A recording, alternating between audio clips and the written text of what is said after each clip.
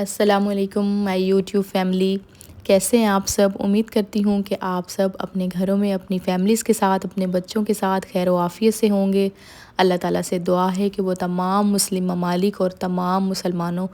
کو اپنے حفظ و امان میں رکھیں اور ان کی حفاظت فرمائیں، آمین یا رب العالمین۔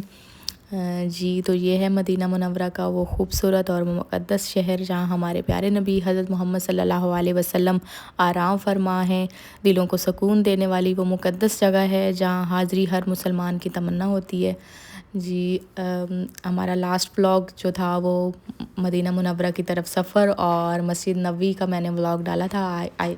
ہوپ کہ آپ سب کو وہ ولاگ پسند آیا ہوگا۔ تو آج کا ولاگ بھی بہت ہی انٹرسٹنگ ہونے والا ہے، اور آج ہم جا رہے ہیں مدینہ منورہ کی ان مقدس مقامات کی زیارت کرنے کے لیے، اور کچھ تاریخی مساجد ہیں جن کی طرف ہم جا رہے ہیں، اور آئی ہوپ آپ کو پسند آئے گا، کیونکہ ہر اس زائر کی خواہش ہوتی ہے، دل کی تمنا ہوتی ہے کہ وہ ان تمام مقدس مقامات کو جہاں پر جا کر دیکھے جہاں ہمارے پیارے نبی حضرت محمد صلی اللہ علیہ وسلم گئے اور جہاں سے ان کا گزر بسر ہوا۔ تو آئیے دیکھیے۔ جی تو یہ سب سے پہلا جو پوائنٹ ہے یہاں یہ ہے حضرت فاطمہ کا گھر، اور جو حضرت فاطمہ اور حضرت علی کا گھر ہے، اور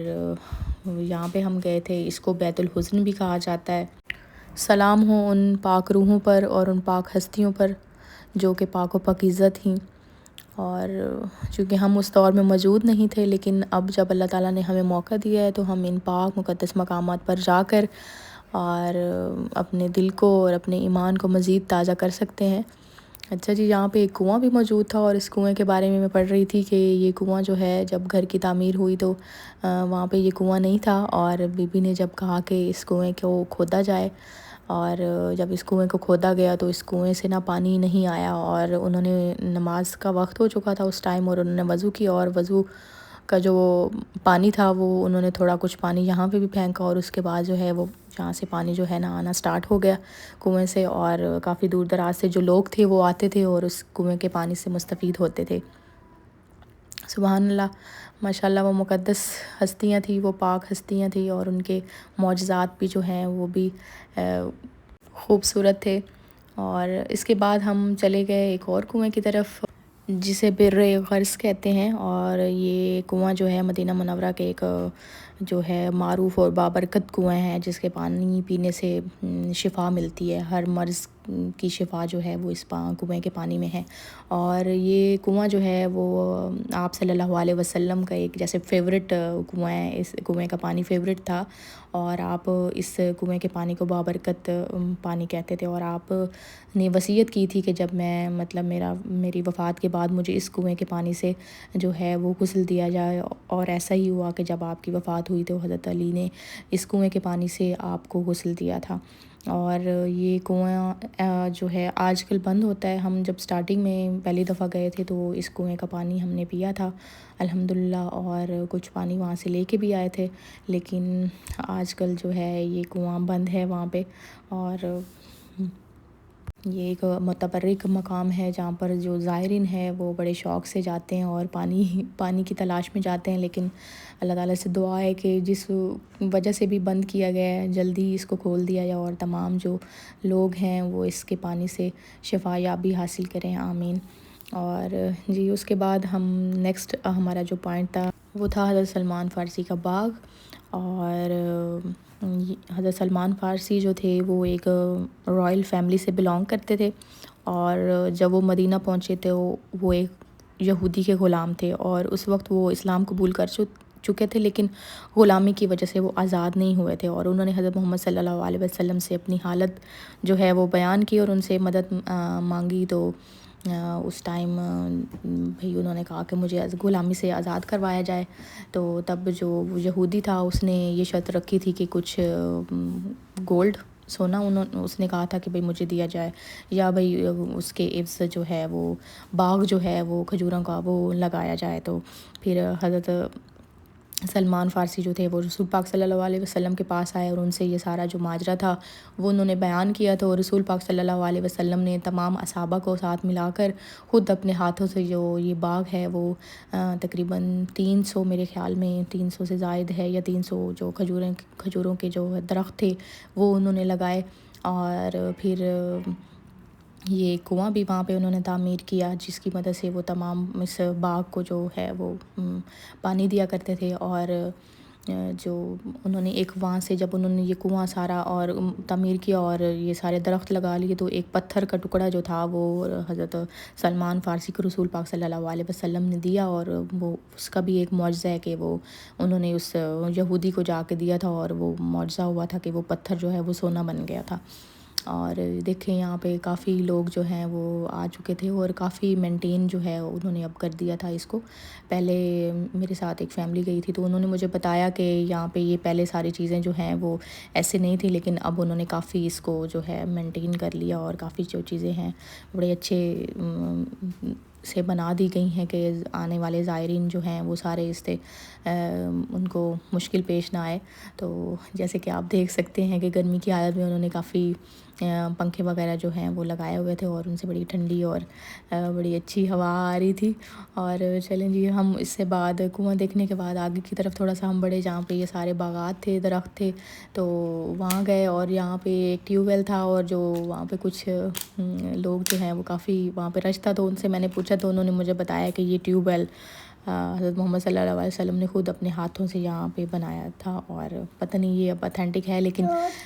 یہ پہلے آج سے 2 سال پہلے یہ جو ہے وہاں پہ موجود نہیں تھا یہ ٹیوب ویل نا۔ تو بہرحال چیزیں ظاہر ہے ان کے زمانے کی چیزیں یہاں تک اب تک تو وہ ویسے ہی نہیں ہوں گی، کچھ نہ کچھ اس میں چینج کیا گیا ہوگا۔ ہم اب اپنے نیکسٹ پوائنٹ کی طرف جا رہے تھے اور راستے کا کچھ سفر بھی جو ہے وہ کیپچر کیا، کیونکہ مدینے کا رستہ ہر منظر ہی دلکش ہے۔ اللہ تعالیٰ سے دعا ہے کہ جو بھی دل یہاں آنے کے لیے بے چین ہیں تو اللہ تعالیٰ ان تمام دلوں کو یہاں پر لے آئیں اور سکون دیں، آمین یا رب العالمین۔ اب ہم اپنے نیکسٹ پوائنٹ کی طرف جا رہے تھے۔ مسجد ہی مسجد سید الشہداء کے نام سے ہے یہ مسجد، اور جو احد کے پہاڑ کے قریب واقع ہے۔ تو یہ اسلام کی مساجد میں سے ایک اہم تاریخی مسجد ہے۔ اسے سید الشہداء اسی لیے کہا گیا ہے کیونکہ یہ ایک عظیم صحابی حضرت حمزہ کی نسبت سے جو ہے منسوب ہے، اور اس مسجد کو سید الشہداء کہا جاتا ہے۔ اچھا جی، یہاں پہ مسجد جو ہے اس ٹائم بند تھی جب ہم گئے تھے تو ہم اس کے اندر نوافل ادا نہیں کر پائے، لیکن ہم نے باہر پھر مسجد کے باہر ہی نوافل جو ہیں وہ ادا کیے تھے۔ اور یہ پہاڑ ہے جہاں پہ حضور پاک صلی اللہ علیہ وسلم نے 50 جو تھے اصحابی ان کو یہاں پہ تعینات کیا تھا اور کہا تھا کہ جب تک میرا حکم نہ ہو تو آپ سب نے اس پہاڑی سے جو ہے نا وہ نیچے نہیں آنا۔ ابتدا میں مسلمانوں کو شکست ہوئی، لیکن کچھ حالات کی وجہ سے جنگ کا ہے وہ رخ بدل گیا، اور اس جنگ میں حضور پاک صلی اللہ علیہ وسلم کے چچا حضرت امیر حمزہ جو ہیں ان کی شہادت ہوئی تھی، اور بھی اصحابہ تھے جن کی جو شہید ہوئے، تو ان سب کو اس اجتماعی قبر، یہ جو آپ بڑا سا ایک گڑھا دیکھ رہے ہیں، اس گڑھے میں ان تمام کی ایک اجتماعی قبر جو ہے وہ کھودی گئی اور تمام کو دفن کیا گیا، اور حضرت حمزہ کی قبر مبارک بھی جو ہے وہ اسی جگہ پر موجود ہے۔ تو یہ مسجد شہدائے احد خصوصاً حضرت حمزہ کی یاد میں ہے، اور جو کہ زائرین جو ہیں یہاں پہ آتے ہیں اور یہاں پر آ کر دعا اور فاتحہ خوانی کرتے ہیں۔ اچھا جی، ہم اب نیکسٹ پوائنٹ اپنا ہمارا جو تھا وہاں پہ ہم چلے گئے تھے، اور یہ ہے مسجد قبلتین۔ قبلتین کا مطلب یعنی 2 قبلے۔ اس مسجد کو یہ نام اسی لیے دیا گیا کیونکہ یہاں ایک عظیم واقعہ جو ہے وہ پیش آیا تھا جس میں نماز دوران جو ہے اس قبلہ تبدیل ہوا تھا۔ ابتدا میں جو قبلہ تھا وہ بیت المقدس کی طرف نماز کی طرف رخ کر کے نماز ادا کی جاتی تھی، لیکن 2 ہجری میں حضور پاک صلی اللہ علیہ وسلم پر وحی نازل ہوئی، اور وہ وحی جو ہے وہ اسی مسجد میں نازل ہوئی تھی، اور حکم ہوا تھا کہ قبلہ جو ہے وہ خانہ کعبہ کی طرف رخ جو ہے تبدیل کر لیا جائے۔ اور تو اسی ٹائم رسول پاک صلی اللہ علیہ وسلم جو ہے وہ نماز ادا کروا رہے تھے، اور انہوں نے نماز کے دوران ہی قبلہ تبدیل کرنے کا حکم دیا، اور سب نے فوراً ہی جو ہے وہ اپنا رخ جو تبدیل کر لیا، اور اسی وجہ سے اس مسجد کو قبلتین کہا جاتا ہے۔ اور یہ مسجد جو ہے وہ ایک اسلامی تاریخ میں بہت اہمیت کا مقام رکھتی ہے کہ اللہ تعالیٰ کے حکم پر فوری اطاعت کی مثال ہے۔ اب ہم اپنے نیکسٹ پوائنٹ کی طرف جا رہے تھے، اور یہ خندق کے پہاڑوں کے قریب جو ہے واقعہ تھا۔ اس کو 7 مساجد یعنی 7 مساجد والی زیارت بھی کہا جاتا ہے، اور یہاں پہ 7 مساجد تھیں، اور یہ پہلی مسجد جو ہے مسجد الفتح کے نام سے مشہور تھی، اور یہ رسول پاک صلی اللہ علیہ وسلم سے منسوب تھی یہ مسجد، کہ انہوں نے اپنے ہاتھوں سے بنائی ہے، اور یہ وائٹ مناروں والی جو مسجد ہے اسے مسجد الخندق کہا جاتا ہے۔ اور یہاں پہ ایک انہوں نے پورا ایک بورڈ بھی لگایا ہوا تھا جس کے اوپر ساری انہوں نے ایک ہسٹری لکھی ہوئی تھی۔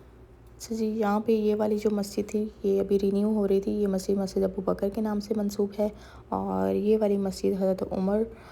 فاروق کے نام سے منسوب ہے، اور اس کے پیچھے یہ ایک بلیک سی چھوٹی سی جنگلہ ٹائپ نظر آ رہا تھا، وہ مسجد فاطمہ ہے، اور اس مسجد کو مسجد علی کہتے ہیں،